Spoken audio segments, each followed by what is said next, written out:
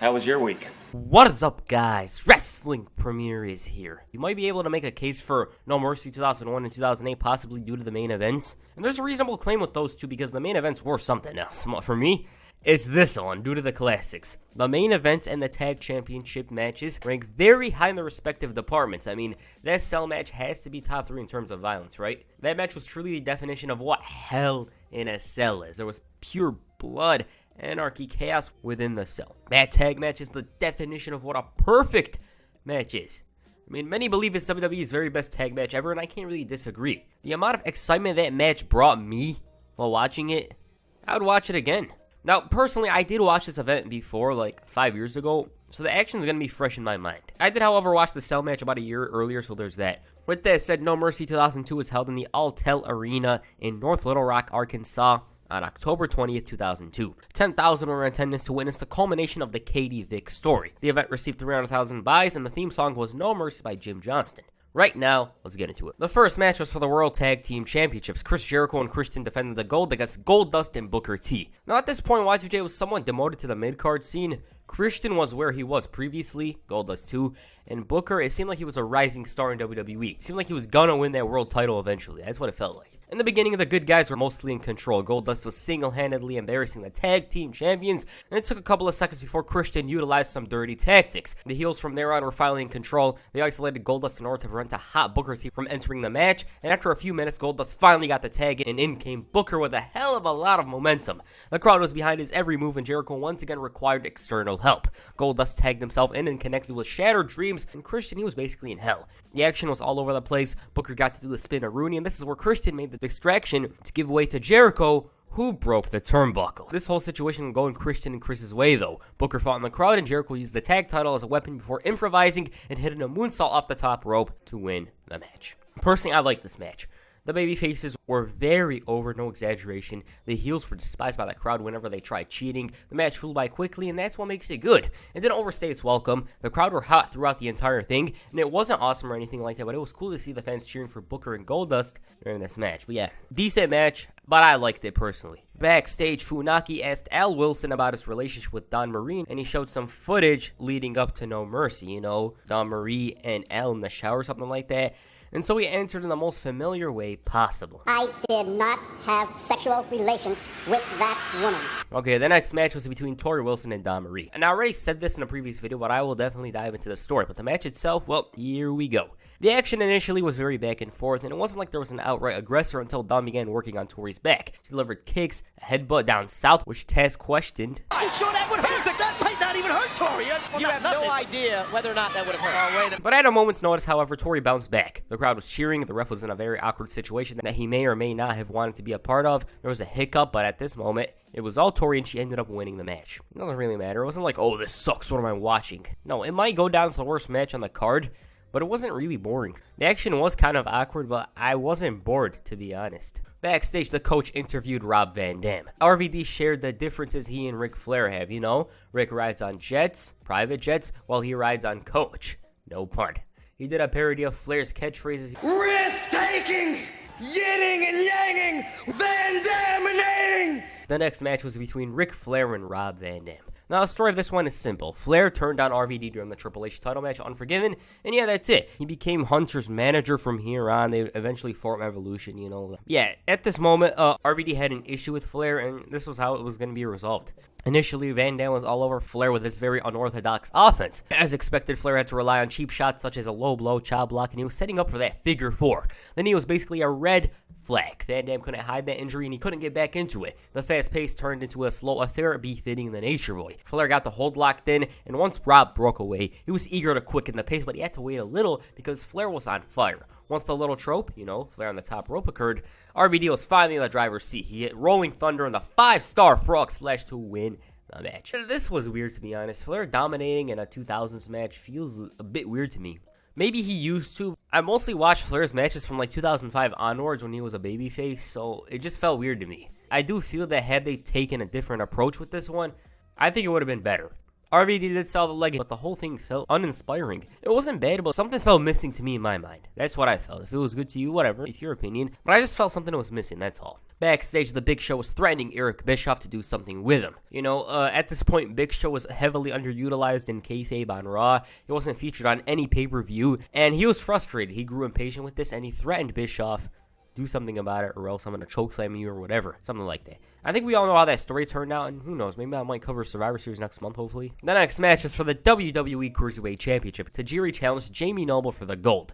Now, as expected, this began in high gear. Once things settled, it was Noble the champ who was in control. Despite Tajiri's efforts, he couldn't find himself back on offense. Sure, he got a near fall there, but it led to nothing. Noble targeted the kidney area, locked holds, knees, strikes to that area, and Tajiri at a moment's notice bounced back with a tornado DDT, and it was anybody's match at this point. Tajiri unleashed hell with those lethal punches and kicks, hit that springboard elbow, reverse kick, and the Japanese buzzsaw was hitting all kinds of moves. Noble, on the other hand, he was on Dream Street. And then he got the tarantula, but since the move utilizes the ropes, he has to cancel. He attempted the buzzsaw kick, but no success as Jamie ducked. That amounted to nothing as he was slingshotted, and there it is. But Nydia saved her boy by kissing the damn referee. Noble hits Tiger Bomb, but it's not enough, and after a reversal sequence, Nydia gave Jamie some leverage and he retained a title. After the match, Tajiri grabs Nydia and kisses her, and Jamie didn't really take offense to this. He opted to show Tajiri how it's really done, but he found himself on the receiving end of a kick. Okay, that was good. Fast-paced action, easy watch as expected, and those cruiserweight pay-per-view matches from 02 to 06 are hidden gems. I mean, what could go wrong when Tajiri and Jamie Noble are in the ring? Backstage, Chris Benoit tried convincing Eddie that Chavo's getting his ass beat in the locker room and he should go do something about it.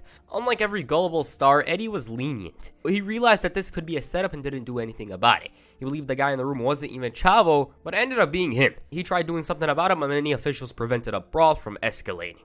No! The next match was winner take all. Kane defends the Intercontinental Championship against Triple H, who's defending the World Heavyweight Championship. Story goes Kane is the happiest he's ever been, and at this point he was somewhat unstoppable. And so Triple H is realizing he's got a match with a monster, tries to get one over him by revealing Kane's little secret.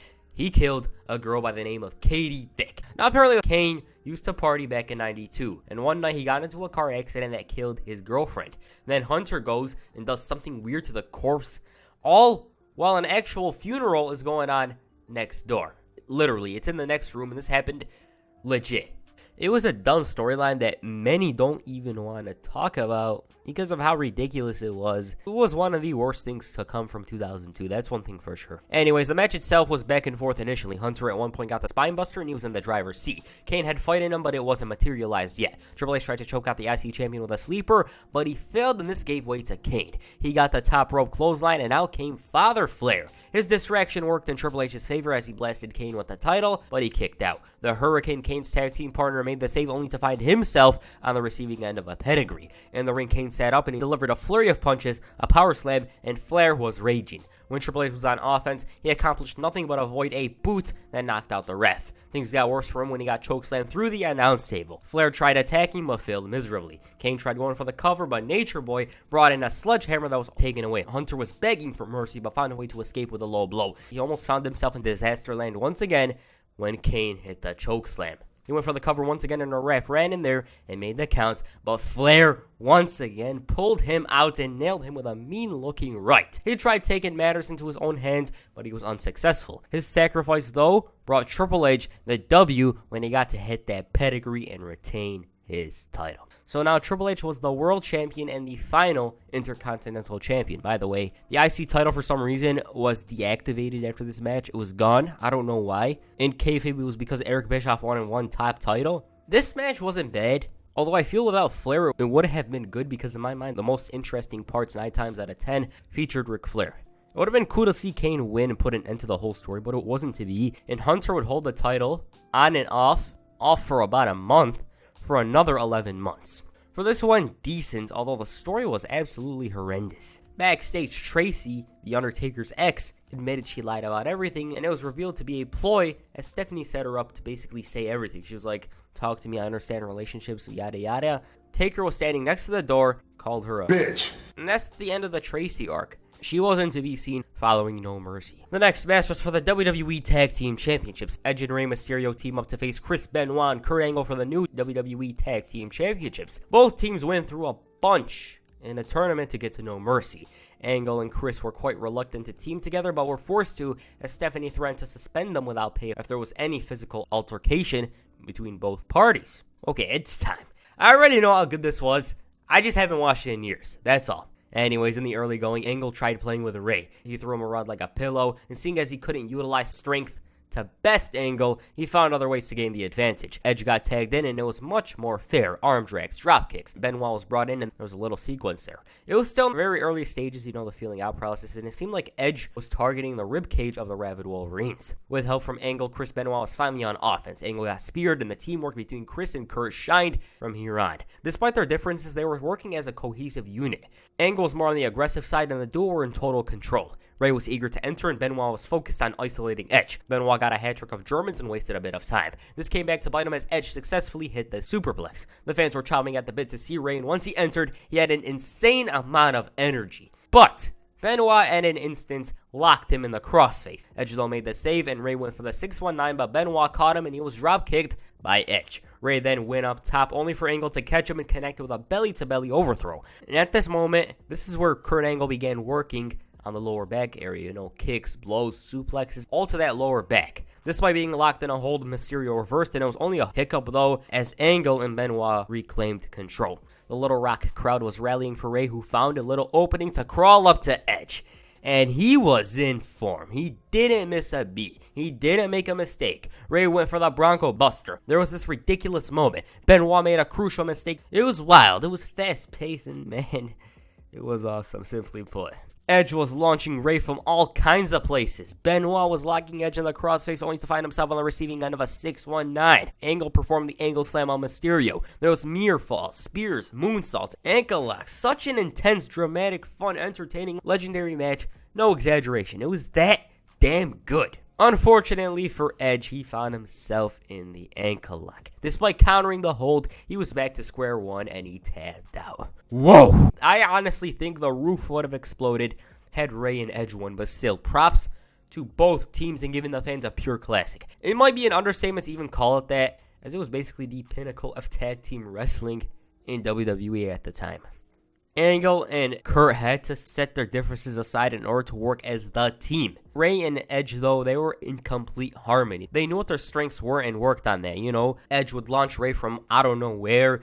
It was wild, it was amazing, it was tremendous, it was legendary, it was everything you'd want in a tag team wrestling match. Compared to other tag matches, it's on a whole other level. That's what I think about this match. It has to be in the top 5 best matches of WWE from 2002, definitely. The next match saw Trish Stratus defend the WWE Women's Championship against Victoria. The crowd, they were hot though. They were chanting, "We want puppies." In the early going, Victoria dominated Trish. The champ struggled for a bit before finding a little opening. Victoria, though, continued overpowering Stratus, and Jerry Lawler on commentary was constantly reminding us that the women are exclusive to Raw. Meanwhile, Trish caught Victoria in the electric chair, hit a sudden chick kick that was shockingly not enough. So she had to go for a Stratusfaction. That was unsuccessful, so she rolled up Victoria to win the match. And guess what? She's exclusive to Raw! Right after the match, Victoria nailed the living hell out of Trish, and the ref had to forcefully restrain her away from the champion. Yeah. This definitely needs a video of its own. The feud is deserving of it. The match itself, it was just there, and it wasn't that good, but it wasn't that bad either. There were better matches in the future. Maybe they did this on purpose, like they knew they had to calm the fans down before the main event. That's what I felt. I feel like they were limiting themselves on this night, because there were some way better matches following this one. Meanwhile, Rikishi at the World was discussing the long-term effects of Hell in a Cell. He chose The Undertaker as the winner, and he was praying for Lesnar, hoping that what happened to him 2 years ago doesn't happen again. And the main event, Brock Lesnar defends the WWE Championship against The Undertaker inside Hell in a Cell. The story of this one gradually reached a boiling point. Brock touched Taker's unborn child. He got thrown through paper. So Brock responded by breaking Big Evil's hand. Not only that, he tried bringing his ex to air her grievances about The Undertaker. So Stephanie booked the Hell in a Cell match. The promo was expected, was awesome, and made the match seem like the very end of the story.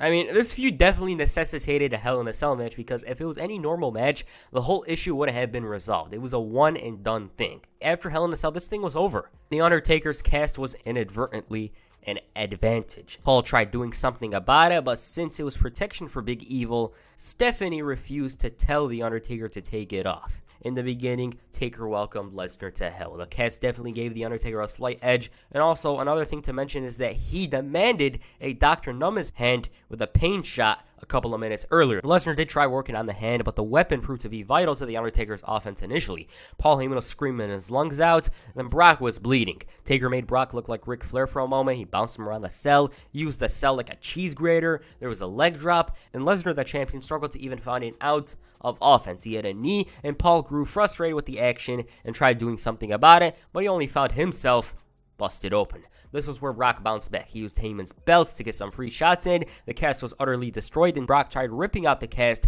but Taker was very wary. It was plain and simple, very violent and gruesome. Once Lesnar finally took it away, the hand was completely exposed, and The Undertaker was screaming in pain. The fans were rallying behind Big Evil, and Brock was making it seem like he's been in the match before, the cell match, but he made a mistake. Taker delivered an elbow, attempted a cover, but Lesnar kicked out. He even went for a suicide dive in an effort to win the whole thing. He tried to get a hold of the steel steps, but was unable to, and so Lesnar did just that. This busted The Undertaker up massively, in the blood, the damage. It didn't stop him. He was getting his ass beat, but he was resilient. He fought back with a broken right hand, which can be attributed to adrenaline. I mean, that's what's keeping him in the game, adrenaline. Because why would he punch someone with a broken hand? Big Evil attempted old school, but Lesnar dragged him down to the mat. Whoa. Brock believed it was time to close shop, but Taker countered into a chokeslam. The champ tried a last ride, but it was countered, and momentum was finally on The Undertaker's side. He thought it was time to wrap it up, but Lesnar was still in the fight. He delivered right in the corner, and it would be as wrongdoing as Taker hit the last ride. Nope. The Undertaker then attempted a tombstone, and this is the best part. Lesnar flips it over and hits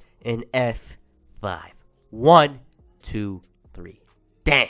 That was rough. Taker struggled initially with the hand, but after feeling essentially no pain near the end, he was unstoppable. Lesnar showed that he is the ultimate champion, and I believe this is the victory that did the most for his career, more than The Rock and Hogan ones in my opinion. I just felt that. Like, this match has solidified him as the undisputed top guy in the company. And the way he stood atop the cell at the end, it makes him look like this menacing, unstoppable monster. Overall, this match was wild, it was brutal, it was violent. It was everything you could do within the cell. I think it has a spot in the top 10 cell matches. It might even be top 5, depends on your opinion. Yeah, it has to be up there. It has to be up there with the very best. Some say they didn't really like it because Taker didn't really sell the arm. I just attribute that to adrenaline, basically. But yes, Lesnar, he was put over massively with this match, and he would have so much momentum following this that they decided to turn him into a babyface. And that's a whole other story. But yes, this match, if you've never watched it before, you gotta watch it. It's up there with the most violent cell matches, that's one thing for sure. And that's No Mercy 2002. Me personally, I like this event. It was easy to watch. There wasn't a terrible match, Oh, this sucks, I don't want to watch, or it's boring. I actually wasn't really bored with the matches. The Flair and RVD match was kind of annoying. The Dawn and Tori match had some awkward wrestling in it. But for the most part, the show was pretty good. I think it's the best No Mercy because, well, look at those two classics that happened. The undercard wasn't the greatest in the world, but I honestly wasn't that bored with the matches, so there's that. Also, She's exclusive to Raw. what do you guys want for the next October pay-per-view video? Please comment down below. Taboo Tuesday 04, No Mercy 05, Taboo Tuesday 05, No Mercy 08, Cyber Sunday 08. What do you guys want? Please comment down below. And that's it for this video. Make sure you hit a last ride on the like button and perhaps the F5 on the subscribe button. Peace. I'm out.